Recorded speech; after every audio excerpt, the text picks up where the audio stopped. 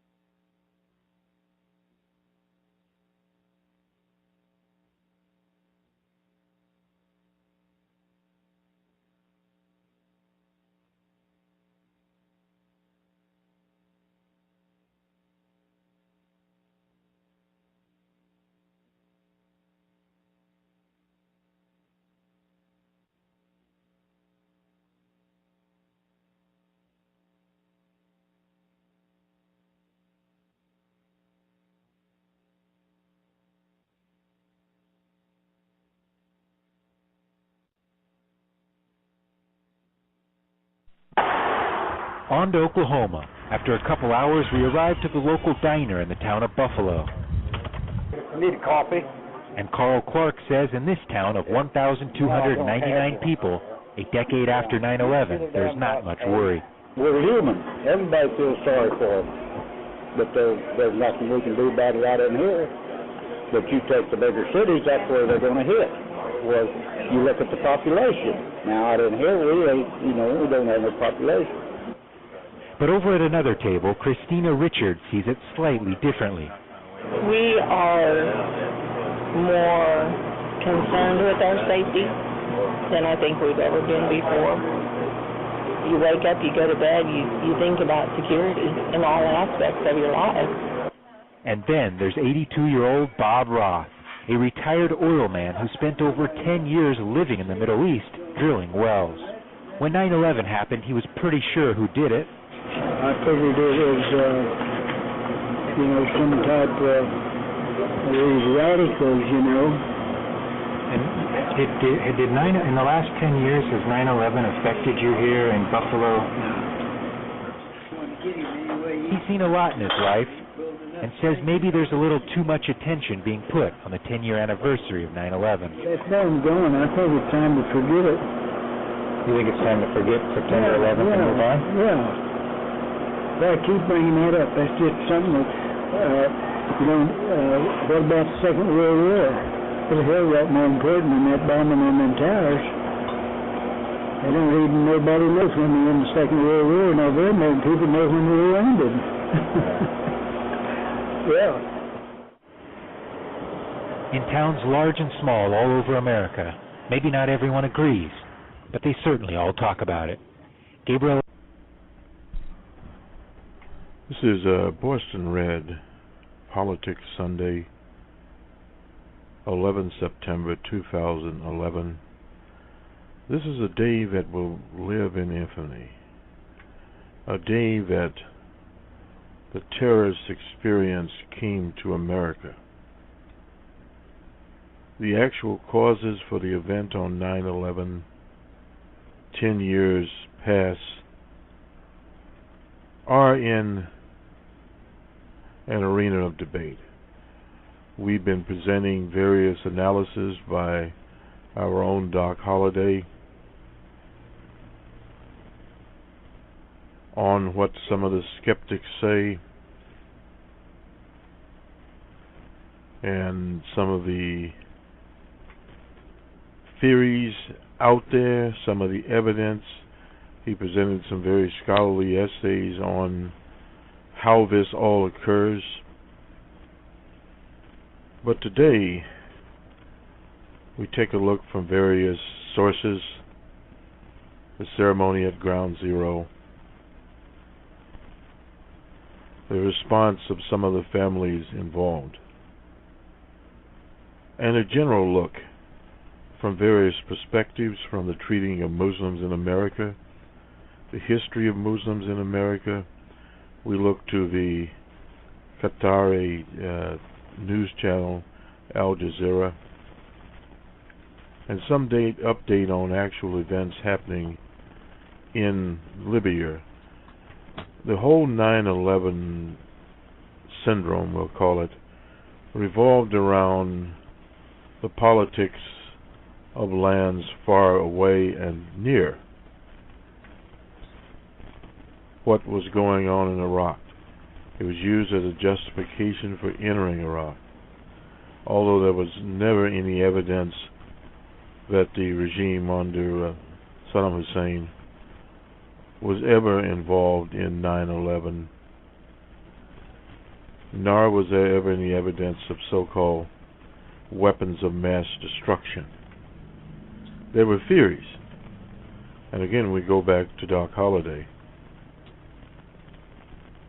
but no evidence. Evidence and theories are two separate things. We then moved to Afghanistan, and there were allegations that the base, Al-Qaeda in Afghanistan and around Afghanistan, Pakistan, were somehow involved in this incident. Those were theories. However, early interviews with Osama bin Laden himself, Osama bin Laden clearly stated that he knew nothing of 9/11. But he was happy the event had actually taken place. Now, this is a far cry from years later under the Cheney technique, so to speak, waterboarding, etc., that numerous suspects, I should call it as one, said that the base was involved. And he gave some theories and some sparse evidence, but there has never been any type of credible tribunal. But this is not what this day is about. As you will hear from the Al Jazeera report, it's about people. It's about memories of 10 years past, but also going forward with a degree of optimism. This could be seen as a historical snapshot of the American people, an optimistic people, a people that look to the future. Americans are not a pessimistic people. Americans are can-do people. And they have done rebuilding of that particular space in Lower Manhattan. How the memorial came together, we'll also hear that from the architect. But we have to look at this from a much larger perspective. No doubt there are some that would use this day for their own purposes, how morbid they may be. Others for commercial gain. How un-American that type of adventure would be. But you have others that would use this day to turn it into a carnival, a three-ring circus, which is unfortunate. And of course, the running theme for the last 10 years has been to use this event as an attack on civil liberties via the Patriot Act. But before the Patriot Act was enacted, across the U.S. you've seen for a number of years increased private security forces, which later raised its ugly head in Baghdad and other points as Blackwater. But Blackwater and Blackwater type organizations have been roaming the U.S. since the Pinkertons. They're out there. They're part of the fabric of the U.S. And by using monopoly media, at that time the cable TV shows 24/7, later the Fox News, etc., and now Facebook, should be Spacebook, and various other blogs, websites, all types of people are out there running amok. There are obviously so-called traditional news medias, very high media organizations, very high to separate them out. Other organizations and groups of individuals that present themselves as patriotic journalists, professional journalists, wannabes, internet personalities, when in fact they are zeros. With all this at the backdrop, the American people will obviously rise above that. And over the last few days, we presented programming here at Boston Red and Boston Red on the World to highlight different views, and our objective has been to present an array of thoughts in a dignified manner, and again, not running a free-ring circus. So today we're doing the same. We will start in a small hamlet called Buffalo, Oklahoma, and then we will move on to the wreath-laying ceremony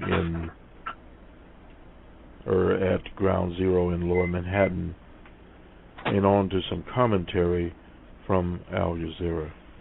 This is Boston Red on the 11th day of September 2011, looking back at a very memorable day in American history and also in world history from a political, economic, and military standpoint.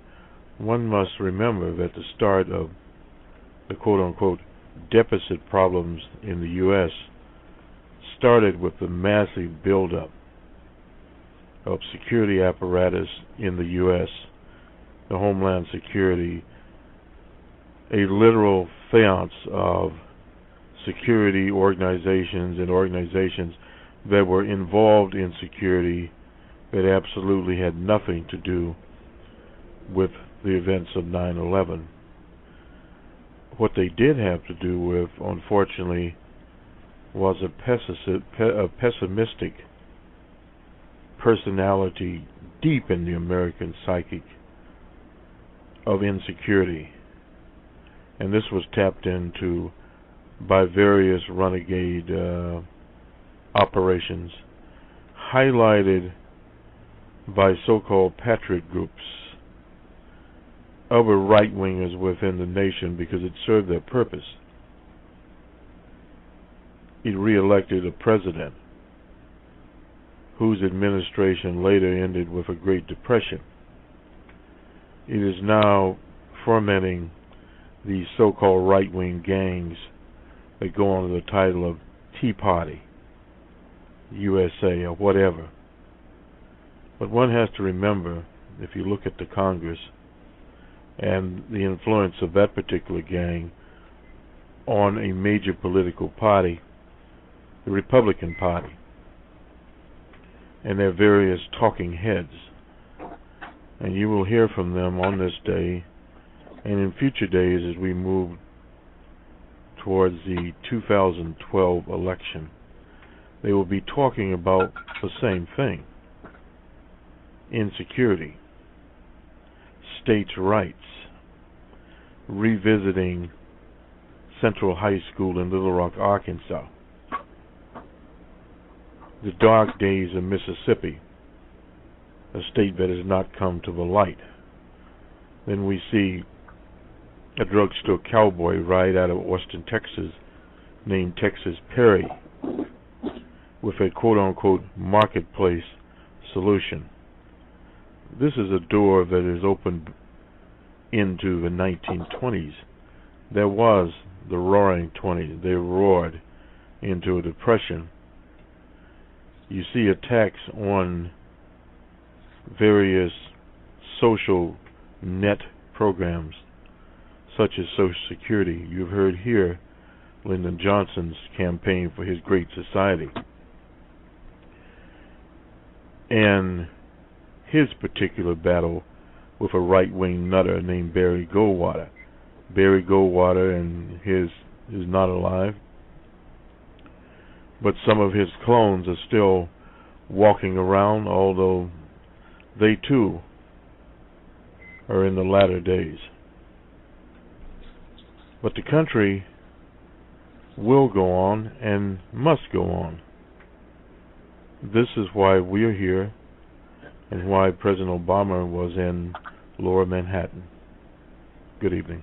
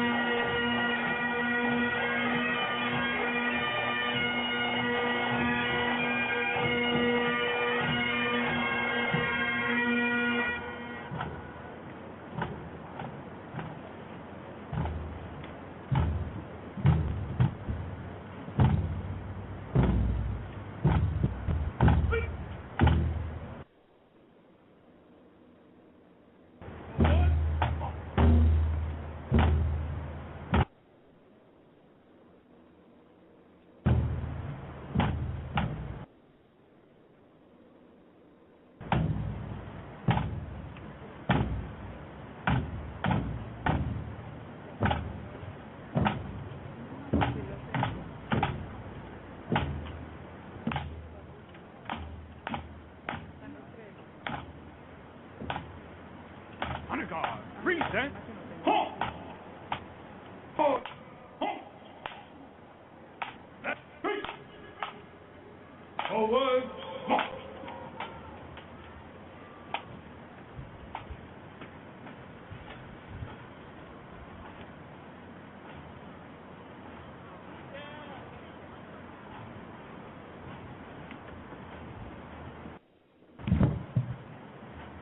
10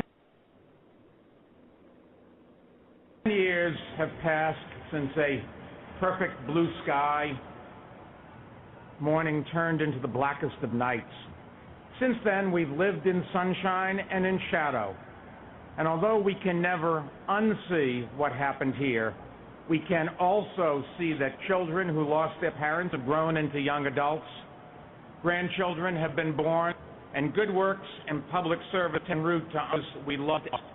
All the years that I looked to these ceremonies, we have shared both words and silences. Words have helped express in our hearts. The silences have given us a chance to reflect and remember. And in remembrance, although New York, 2001, at the Pentagon, and in the fields near Shanksville, Pennsylvania. Please join in observing our first moment of silence.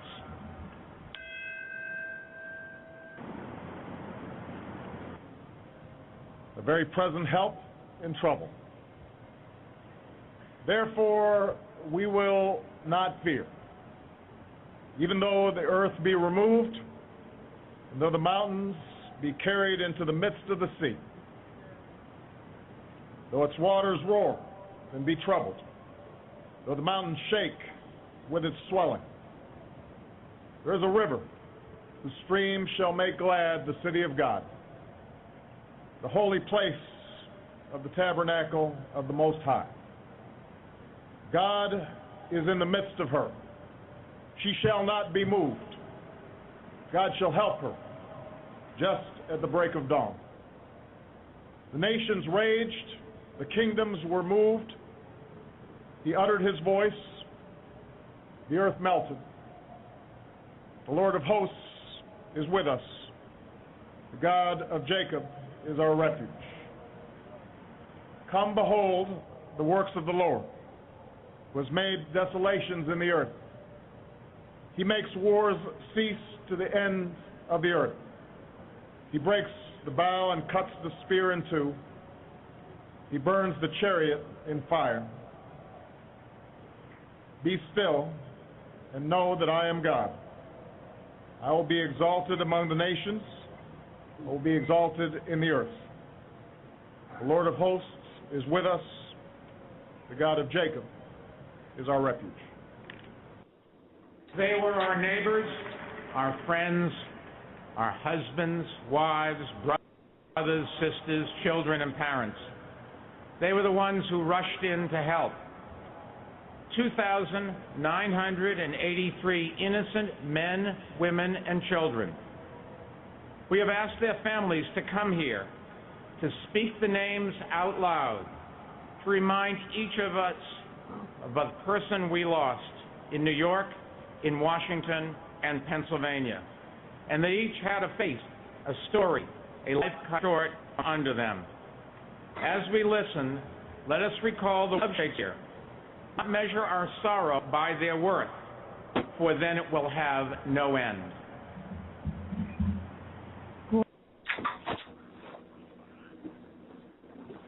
Michael S. Costello. Asia S. Cottom. Conrad Coffey DeToy, Sr. Martin John Coughlin. John G. Coughlin. Timothy J. Coughlin. James E. Cove. Andre Colin Cox. Frederick John Cox. Love you and miss you so much. We think about you every day, and we know you are looking down at us smiling. And my father, James Lee Connor. We miss you every day. And my cousin, Jeffrey Schreier. We miss you. We think about you all the time. And if you see my sister up there, say hello. I think this is all part of the horse trading that's going on. We know that Jibril, Abdul Jalil, and Tarhawi are the three main people from the NTC who are basically trying to together. I think the horse trading will go for a while. It might get more serious, and if it does get more serious, then there is something to worry about.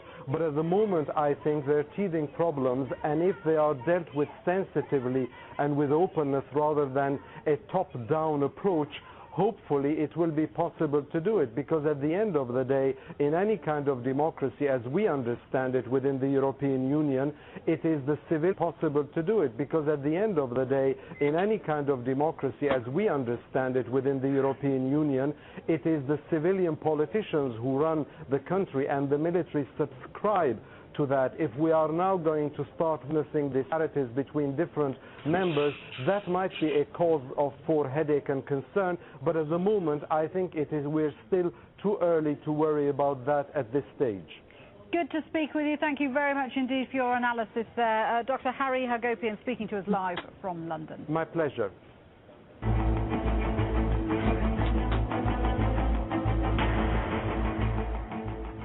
Became known as Ground Zero. The site right behind me here in Lower Manhattan is now home to a memorial and several office buildings. Earlier I spoke to Peter Walker, who was one of the main architects of the World Trade Center Memorial. I asked him if this final monument is as he originally conceived. Not really. It's pretty much what we imagined. It's not complete yet. There's only about 2/3 of it done. But it looks very much the way we imagined, the way we modeled. And the aim was, remember? Well, the aim was to try and combine two metaphors. One, the metaphor for the flatness, then the metaphor of cutting the holes in the earth, which was absence and death and mournfulness, and then the trees, which was the metaphor for life. And we were trying to put those together in a way that they provided a processional and a regional that would have some meaning, some abstract.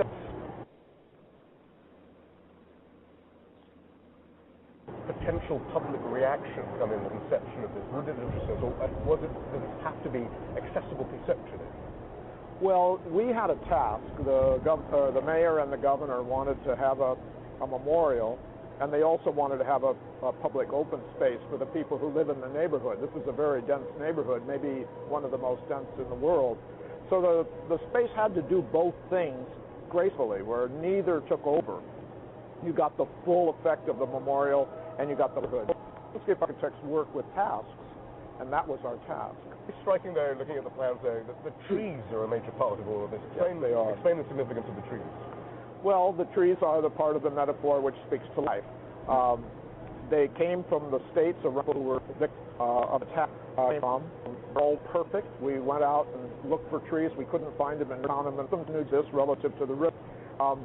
And we had them all about the same shape, but they were all different sizes. So we fed each individual tree separately, and we starved the big ones and fed the little ones. And the time they were ready to go in, it was 3 years ago now, they were identical. I think the most identical trees I've ever worked with. Peter was speaking to me a bit earlier. Now, let's go to Kath Turner. She's in Lower Manhattan, outside a bar which has become popular during that. Kath. Hotel. The ceremony is a royal. It is a hive of activity. I'm going to show you why. I'm outside, as you say, a restaurant called O'Hara's. You can't see inside, but I can tell you what's going on. It is wall to wall with men in women in uniform, firefighters, police officers, ambulance officers. It's the closest you're going to get to up there. And the police is a very